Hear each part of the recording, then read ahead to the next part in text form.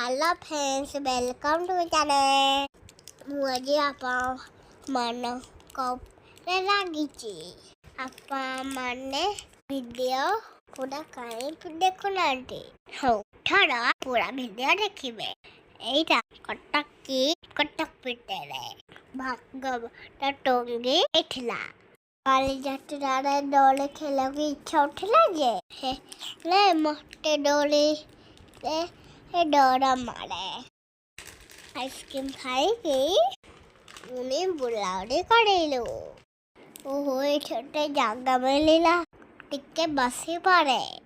ବାଲିଯାତ୍ରାରେ ମାଉସା ରାଣୀ ଦେଖିଲେ ଗେଟ୍ ଭିତରେ ମନ୍ଦିର କେତେ ସୁନ୍ଦର ଦିଶୁଛି।